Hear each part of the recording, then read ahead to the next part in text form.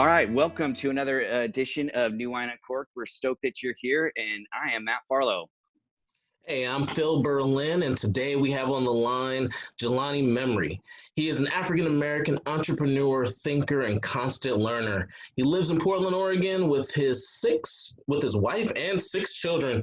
And one of these days, he hopes to grow up to be an artist. So what's going on, Jelani? Today talking about his book, a kid's book about racism, and the whole line of a kid's book about what's going on, Jelani. Why don't you tell the people about yourself a little bit, man? Yeah, born and raised here in Portland, Oregon, and have been blessed and really fortunate to be an entrepreneur for the last decade, really. And this new company that I've built, a kids book about, is all about making books on challenging, empowering, and important topics. We think kids are ready.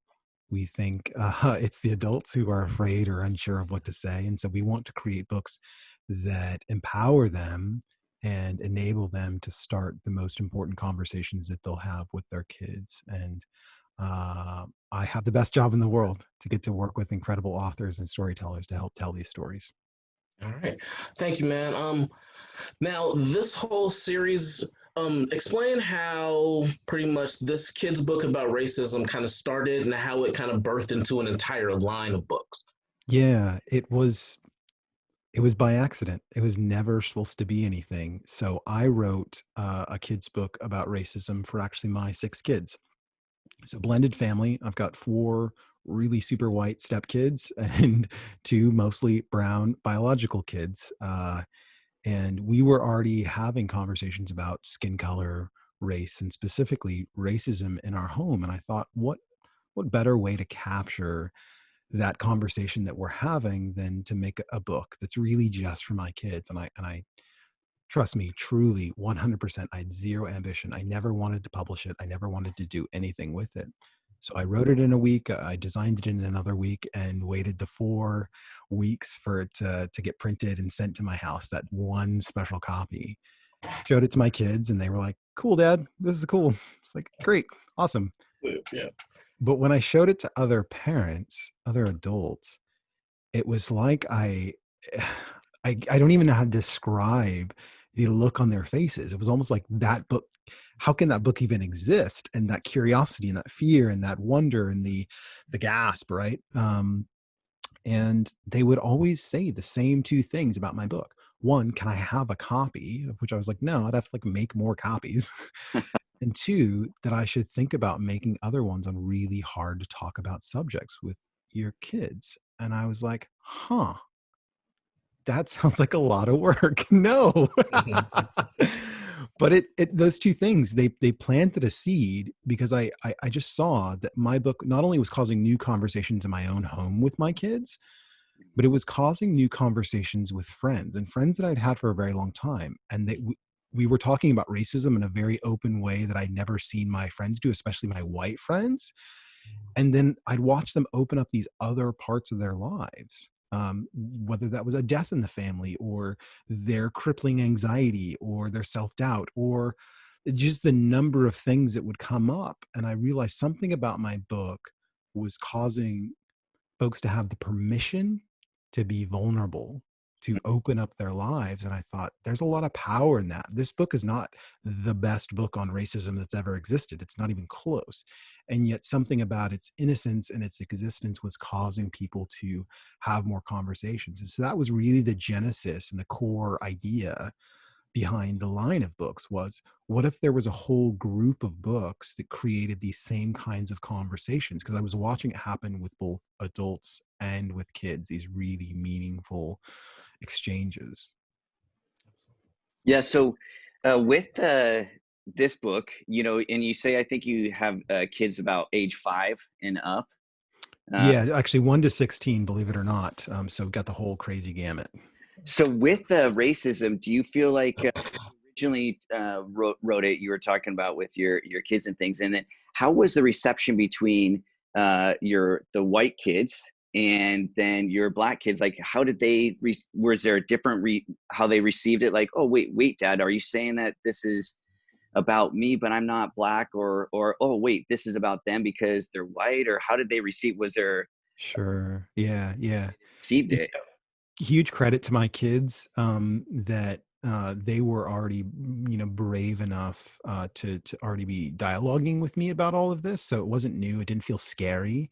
And I think kids are naturally in that place where they don't get a defensive posture around uncomfortable topics. It created curiosity and it created Mm, more conversation. And for my son Solomon, he's not even 2 yet. So for him, it's a bit of an artifact for his future.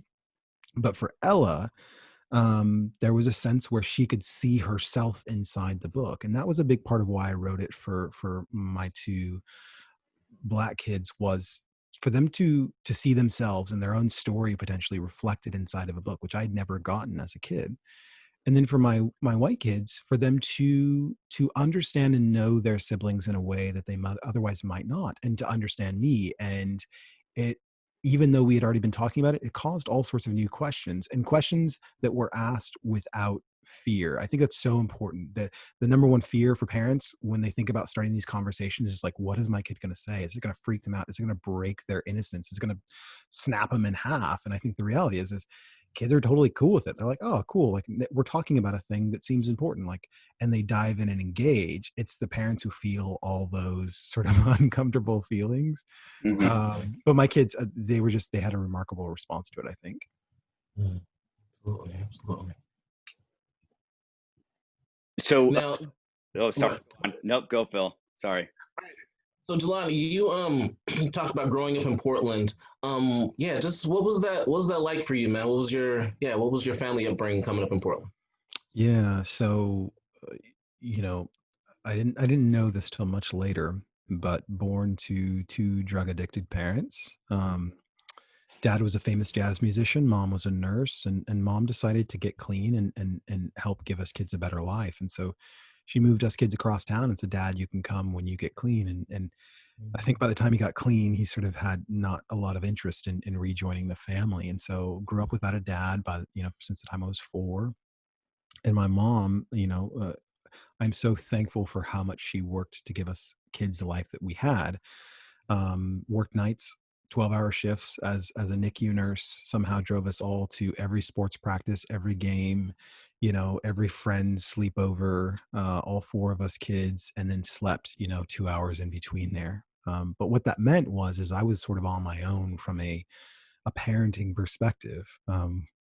My family, we never talked about anything, which is a bit ironic that I have this company built around the idea of talking to your kids about everything.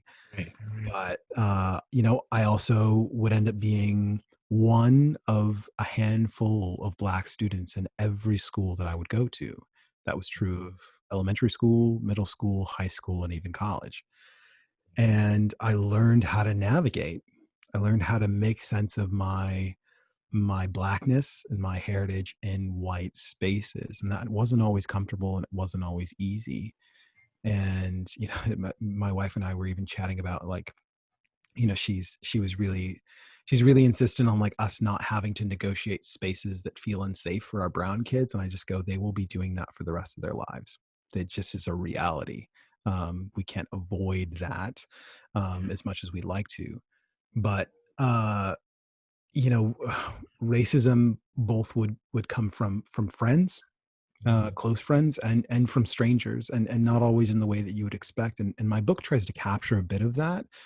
That sometimes racism isn't all what it seems on the outside. And I don't go so far as, describing it as sort of burning crosses and white hoods, as an exaggerated form, but to say that, it can be very subtle. And I try to explain as much of my experience as possible, so that whether it's a white kid reading it with a white parent, that they can go, huh, I never thought about the experience of a person of color in that way.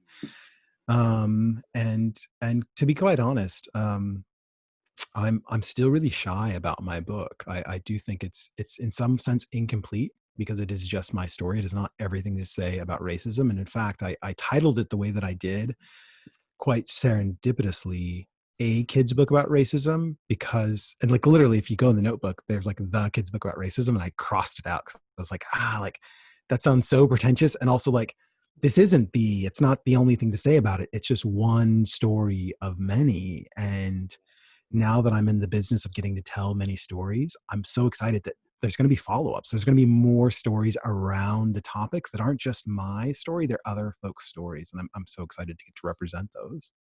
Absolutely. Hey, I got one more follow up there, and I'm gonna pass over to you, Matt.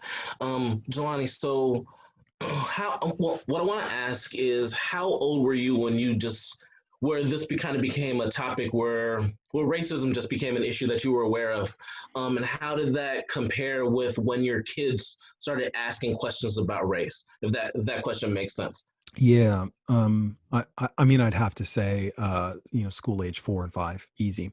Mm. Um, when you are the black kid in a classroom full of white kids, you get asked questions, you get called names, you get told things, and most of them actually quite innocently, I think, because when kids are around something different, they can't help but sort of stare at it and poke at it and try and understand it. Um, Sometimes that would be benign and sometimes that would be malicious. For my own kids, as I can think about, my daughter Ella, who's now 10, for her, those questions started at the same time. I remember one time she came home and she goes, "Dad, am I black?" She goes, because I feel like I'm brown. Like, look at my skin color, Dad. I'm brown.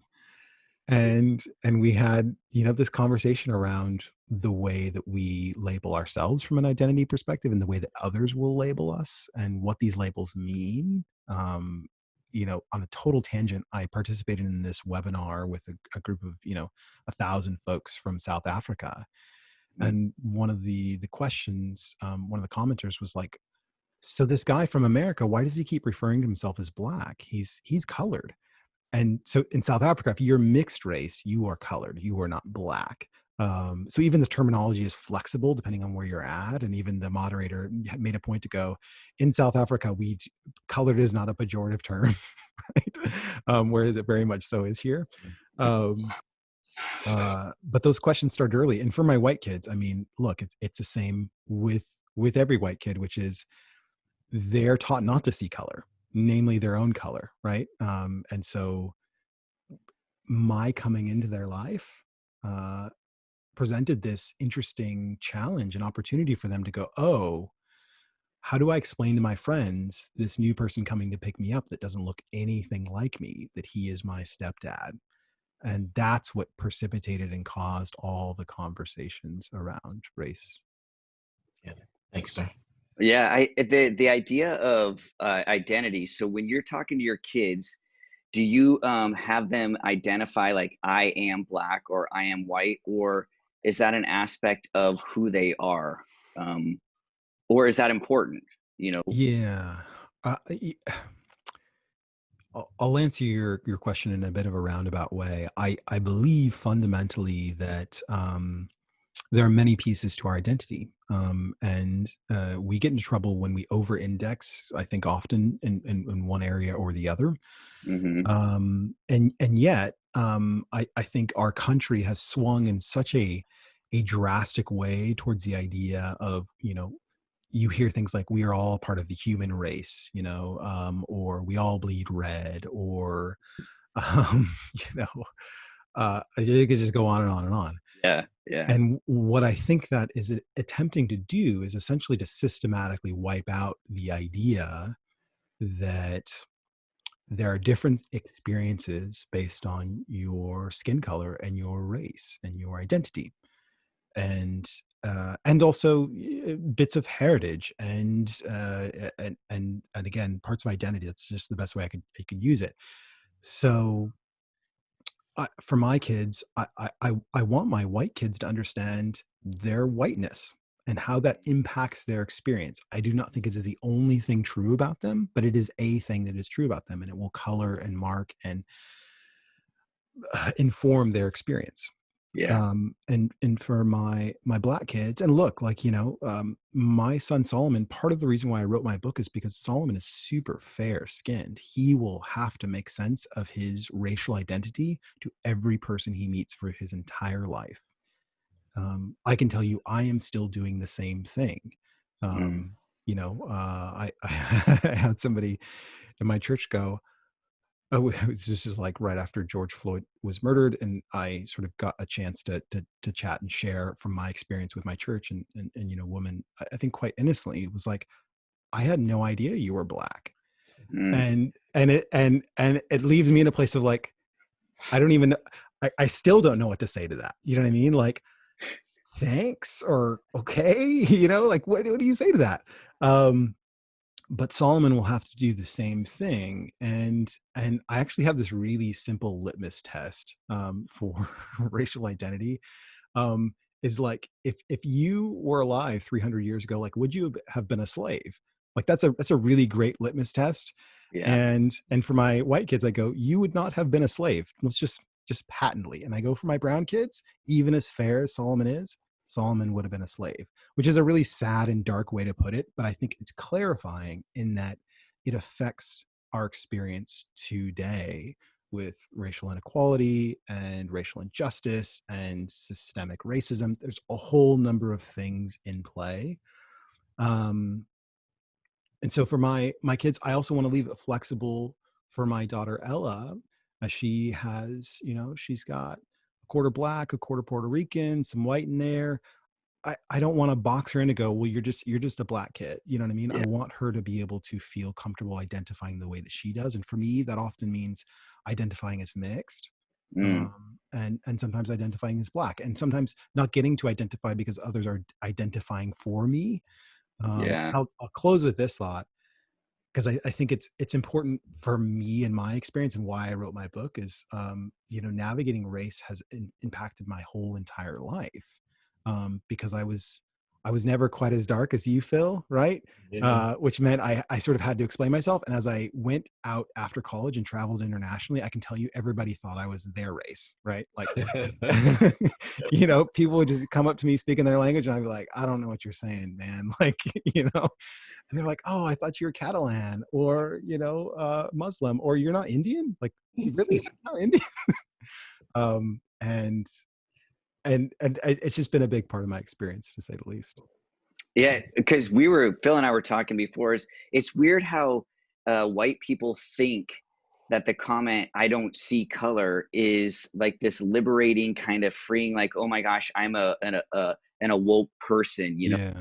Yeah, And yet I'm like, for me personally, I mean, my color is I've chosen it with the tattoos and everything. But you know, and I would think Phil would agree and you would agree, like, if we see you and don't see color, then we're not seeing the whole of who you are. yeah, And somewhere along the line, I don't know where that came about, where teaching white kids, hey, the way to not be racist is to not see color. And then that just became kind of like codified within the educational system. And I sure. don't know where that comes about, you know. Yeah, yeah. So, Actually, I have some theories, to be honest.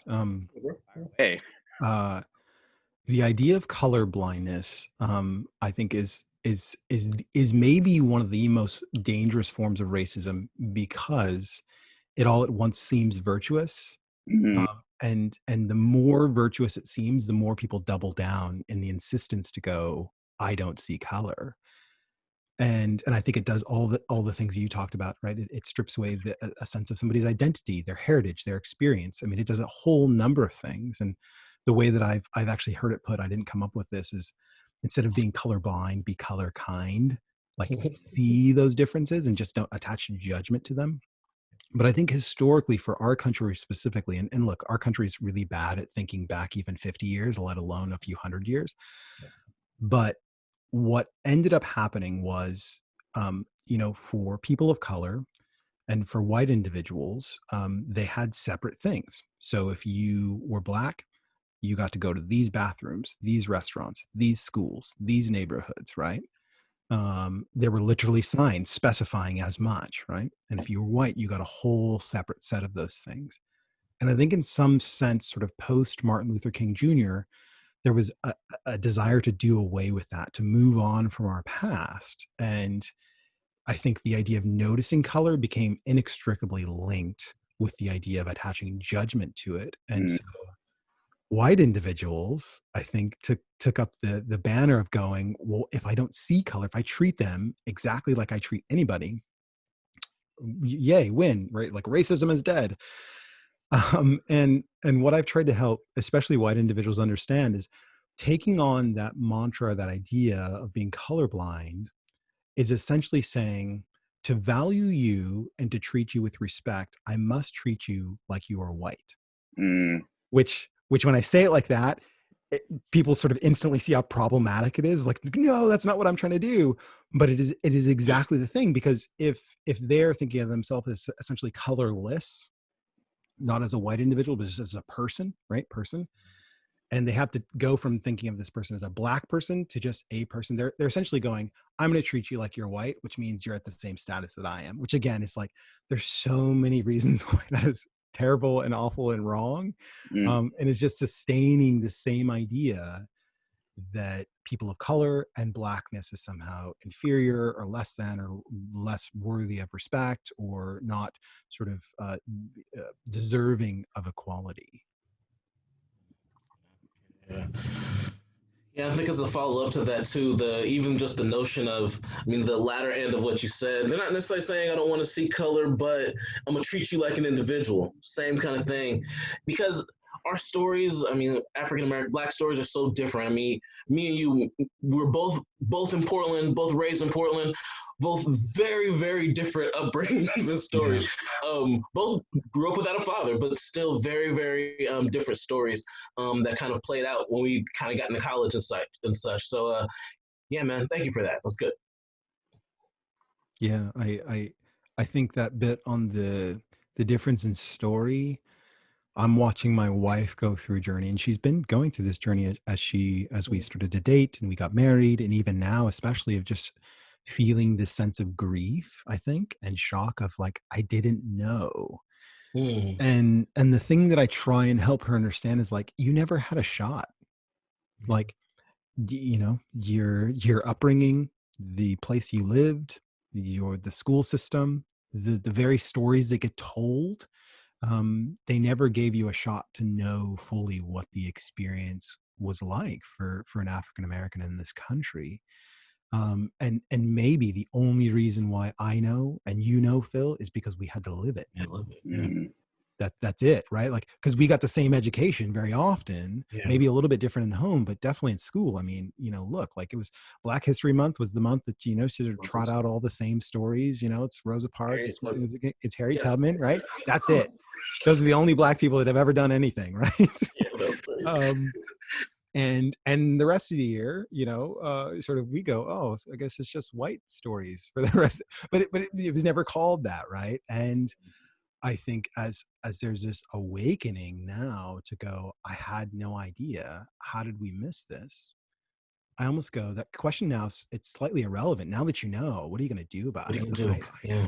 How are we going to change this so that your kids and their kids don't have these same half truths perpetuated again and again and again? And I've found it's so life-giving, and it's such a privilege to get to continue to share with folks and get invited into spaces that otherwise I wasn't invited into, to share my story and to have very receptive ears around that. And my encouragement for anyone listening who's white and feels a lot of guilt is just to, like, shed off that guilt, and like, it's all good. Like, you never had a shot to know anymore, really, to be honest. But now, Yeah. if you know some stuff, like, do something with that stuff, and don't just spend all your time going, how do I feel less guilty?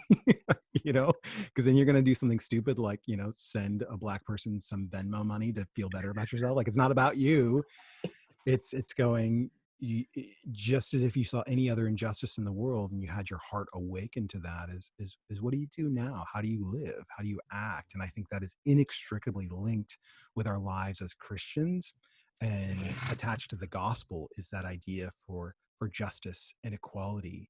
And I'm so excited that many individuals who never thought about this as an area that was unequal and unjust now believe those things and are ready to do something about it. What would you have, so you obviously you have dealt with this. I mean, I don't know how your family received the idea or the reality when you came home and said, oh, by the way, I'm going to marry a white woman. I don't know if that was something that was received better in your family, or through culture, because I mean, even though we're in the 21st century, I still got to believe that there are groups of people that look down upon or frown upon the intermingling of, I most people nowadays would say cultures, but really the black and white, or even Sure. black and brown, or different races, like, hey, you don't marry outside of our color or our race. Did you guys experience that? And then do you experience that still today? And how do you deal with that as a husband and wife? Yeah. I wouldn't say it's been a huge issue, but not an issue. And I think what's important for folks to understand is, I think most individuals would just assume that's not an issue, like that's not a thing anymore, like, in this day and age. And yet it is. And it comes in really subtle, simple, small ways, for my family, my mom's white. So that was always going to be all good because, my mom's white. But for my wife's parents, it was like, there was the disclaimer before I showed up for the first time, to go, just so you know, he's not white. Right. And just the need to say that, I think, says something about the potential for fallout or for upsettedness, right?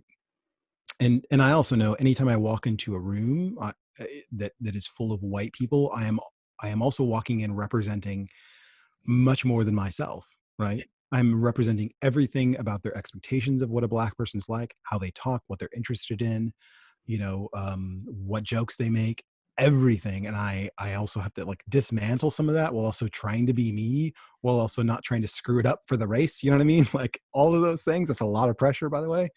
Yeah. I think to some extent it's giving me a bit of chip on my shoulder, knowing that it's not my job to represent every black person. It can't possibly be. And yet there's some sense to go like, I might be the one black person in their orbit that if I do something stupid here, it will affect their entire view. But if I do something smart or brilliant or thoughtful or courteous, it also could shape their view to go, I don't know if I ever thought about it, but I guess other black people could be like this, right? And again, I'm just kind of getting at the heart and the core of like, white people like to have this idea that they don't think about race, but I think they're thinking about it all the time. It's just uncouth and sort of inappropriate to ever talk about it. Mm. And these are the kind of issues that crop up, and then there's the extended family, the aunties, uncles, the grandma, you know, I feel in some ways like I've navigated whiteness for so long that sometimes it's a bit second nature Mhm. to be negotiating those situations. And I wouldn't say like putting up with things, but just going like understanding like sometimes people just like, again, they don't have a chance. Like they're going to use words, they're going to say things that they don't understand the impact of. And I can't spend all my time trying to correct or educate or elevate folks. Like I just can't do that. That's not going to work for me. And so navigating some of those situations means sometimes avoiding them or knowing what I'm going to put up with as I enter into those things. And then there's, I think, like as I think about my kids, I don't know how they make sense of it or whether they've put up with stuff because of it. I'm sure they have. And I see in them an awareness and a resilience Mm. and an ability to talk about race in a way that otherwise, as I think about my white kids, they would not have. I don't think they would have quite got to without me just being present in their lives. And I'll end this thought in this way, because as I think about folks watching and listening to this, is you know how many black people are you around just on a yearly basis? Is that one, two, three? Is the average black person you come in contact with just somebody at the supermarket, or is it a friend, or is it an acquaintance? And how many? Is it just one? Is it two? You got your token black friend that gives you the card to sort of feel like all the stuff. I think it's important because I do think proximity, it creates understanding, it creates empathy, and I've watched that for my kids, in that they are adeptly able to navigate Mm, the idea of race and skin color and racism in a way that I don't think most white kids are. And I think that's because of, I'm not special. I think it's just their proximity to me and their proximity to their siblings where they have to sort of reckon with it. And I would say, like, check your proximity. mm. Like, the further you are away from those experiences, the more likely you are to judge them without any knowledge or awareness of what those experiences and those individuals are actually like. Yeah, thanks for that, dude.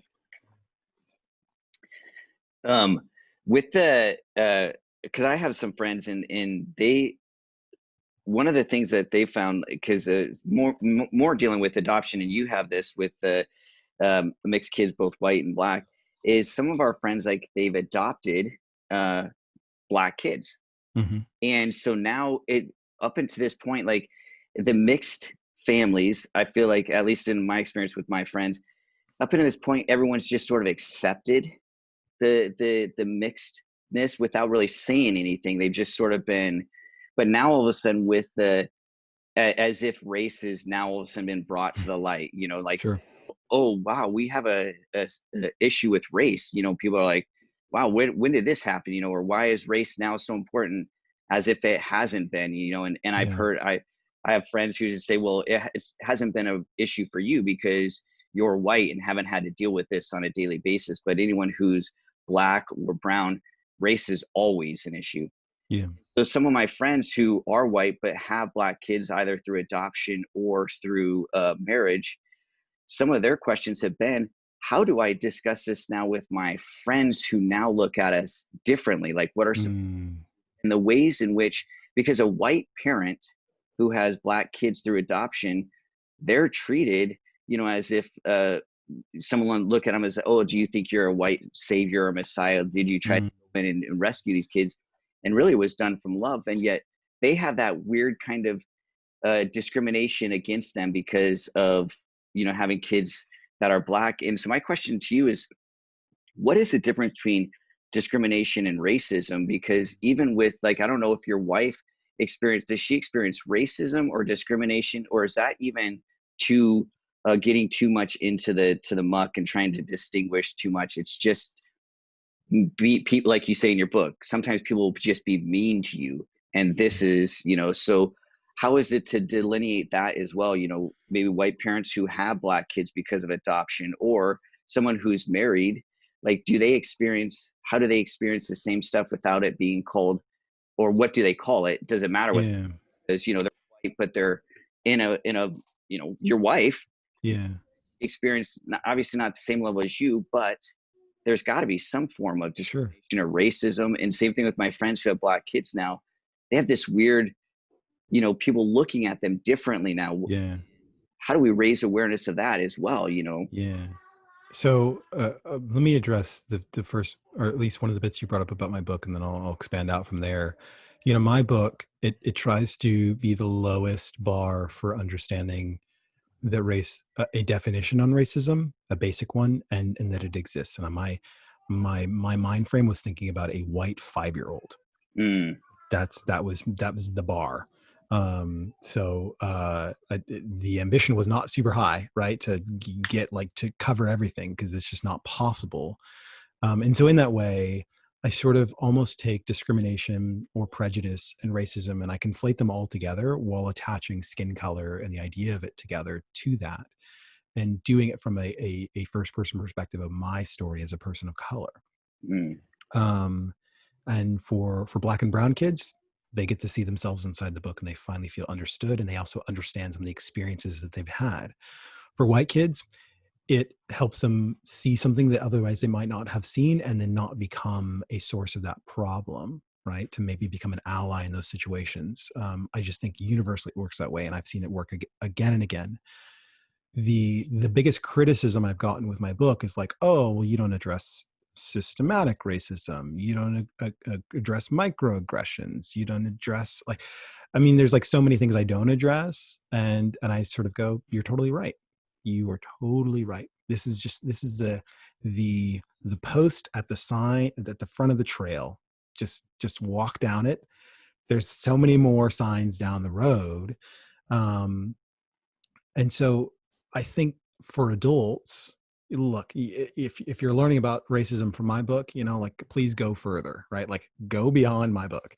Um, Racism is really about, and this isn't my own idea, it's really about prejudice and power.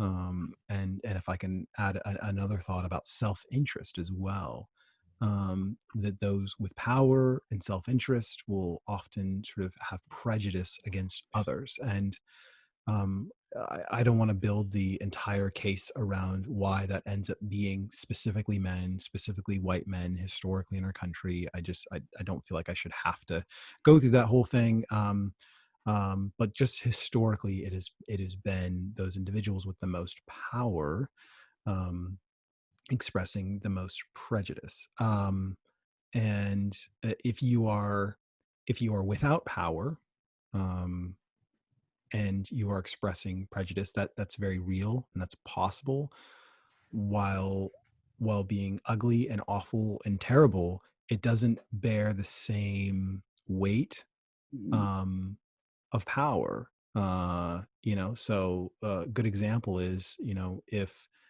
I came out with if I started a new company and made it a new cell phone tomorrow, you know, like, I would be the little fish and Apple would be the big fish, right? And nobody would argue about the power dynamics there. But if Apple came and sued me out of existence, everybody would go, "Hey, that doesn't seem right. Like, you're abusing your power there, right?"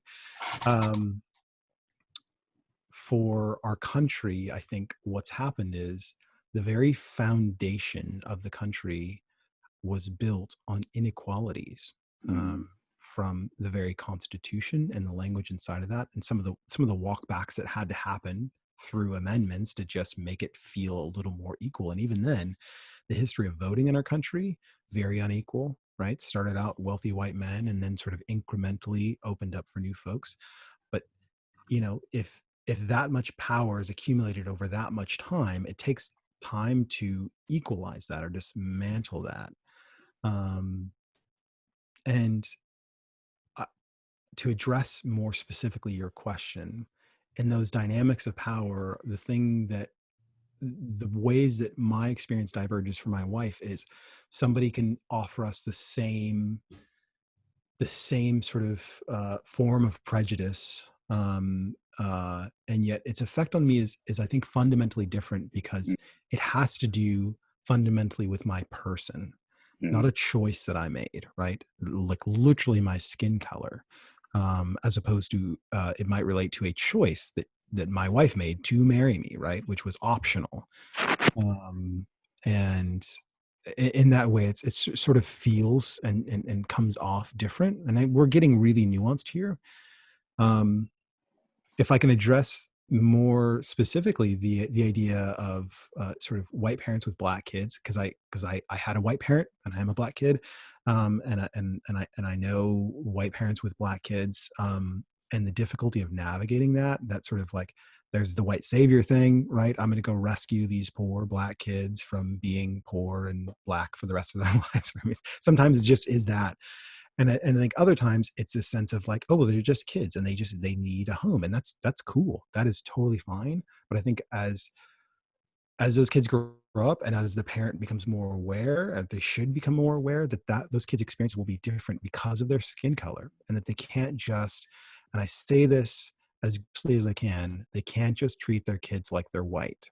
mm, And I will keep coming to that, because that's the temptation, is just to go, if I get them in a white school, in a home with white money, drive them around in a white car, they will have white aces. And the reality is that's not quite true. And it will ignore those unique experiences that those kids have. And so there's a kind of education that those parents have to go through, just like, I don't know, I assume every dad has to when they have a daughter, and to go, you know what, I never started a menstrual cycle. I should learn about this, right? Like, I should figure it out. Like, we take those things for granted, and yet there's this idea that, like, oh, well, like, skin color doesn't matter, which also, it like doubly turns into this thing of like, it's seeming like every black person is always making everything about race. Like, whoa, why are you playing the race card? Like, this isn't about race. This is just politics. Or it's like, it's not quite so simple. And it's, again, it's marked by, I think, every person of color, their experience living and existing in this country and dealing with experience after experience after experience. So that when something like Ahmaud Arbery gets murdered, gunned down on the street, or, George Floyd gets murdered, every person of color is going, yeah, like this isn't new. And I think a lot of white people are like, whoa, what's going on? Like, this happens? It's like, yeah, this happens. Like, welcome to the conversation. Of course this happens.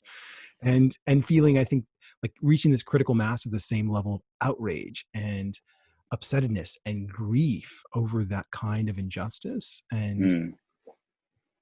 my hope is that was for a lot of folks the start of the journey. That the journey goes further into understanding all the nooks and crannies that experience is decayed for people of color in this country, not as a way to rip away anything that white people have earned or the talents and abilities that they've had, this, or any of that. Like the thing I keep telling my wife is like, none of this is about you. Like, it's just not. Like, and to some extent, it's actually not even about me. It's about the very sort of fabric of our country being unjust in a lot of ways, and the systems that we put in place, because inevitably they got put in place that way, and undoing those, and that takes work. And we can either be proponents to help undo some of that stuff, or we can help defend and keep it just the way that it is because we like it and we feel comfortable with it and it makes sense to us, or at least it's all we've ever known. Which is a really long way to answer your question. That was dope. That was dope. That was dope. That was dope. I think there's no such thing as too much information in this. Dealing with race and especially parenting. I mean, all of us are parents, so any book on teaching the kids about anything, a parenting book, is, most parents are like, yay. So as we wrap it up and stuff, what's the hope? What's the hope going forward from here? With Yeah. with just, the hope for society, like kind of like the trajectory. Hey, here's where we're going as one voice in this, in these books, kids books that matter. What's the hope then to push forward? Yeah. So I'll talk broadly and then specifically about my company. The hope, or rather the reality now is as a Black man living in America, I actually feel hopeful that things have the possibility to change now. I would not quite say that they will change or that it is ensured. I say they have the possibility to. The momentum has to continue, the work has to continue, and that there's going to be more rocks uncovered with more ugly things, and a lot of folks aren't going to like it. It's not going to feel comfortable. I shared with my kids. I said, kids, in school, what did you learn about George Washington's teeth? They were made of wood, right? And they said, yeah, made of wood. It's really, really funny, gross, weird story. I go, he also had teeth made by slaves. And of course, their faces like, that sounds awful, right? It's like, yeah, it's our first president. It's just some context. There's going to be more rocks like that, right? That just sort of feel like, like all my heroes are getting like, it's not going to be comfortable. It's not going to be fun. But I think the hope is that we reach equality. I mean, it's as cliche and silly as that sounds, is that we reach equality, and let's not pretend like we have got there yet. There's not racial equality in our country, and there's not gender equality in our country. Like, there's a whole number of inequalities and injustices that exist, and don't find yourself on the side of history that's defending the status quo of power, Mm-hmm. where there is injustice taking place. I mean, just like, that seems so obvious. And as I think of us as Jesus followers, I mean, it's like, come on, like, really, you're going to stand with the Pharisees, and Jesus is like, I mean, like, it's pretty obvious.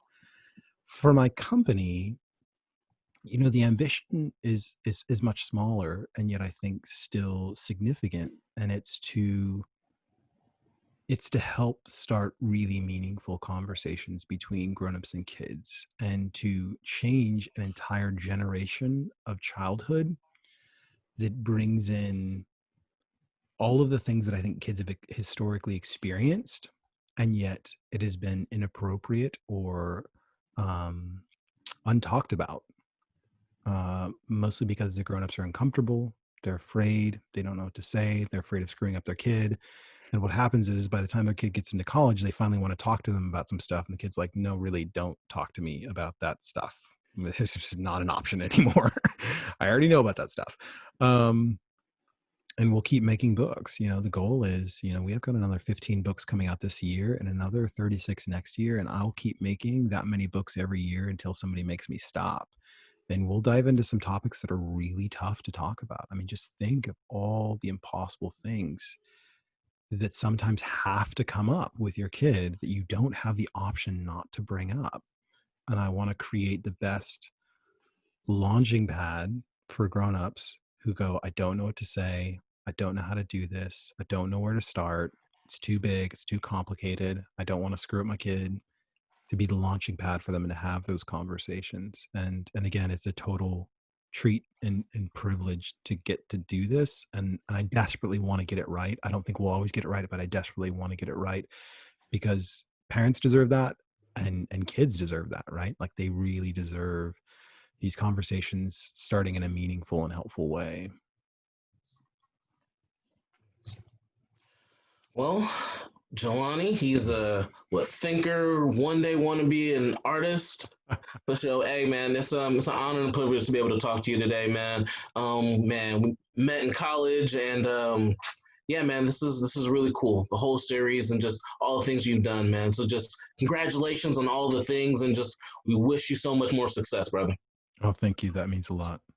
Yeah, we totally appreciate you coming on. We'll hopefully be able to talk to you some more or get some of your other authors on there. This is a great series. So for those of you, go back and hit back on the video to see where kidsbookabout.com. It's also going to be in the description right under this video. That's Jelani Memory. We totally thank you for the time being with us. Phil Berlin, and I'm Matt Farlow, and this is New Wine Uncorked. Until the next episode, be sure to subscribe down right below, and we'll see you again on the flip side. Peace. Peace.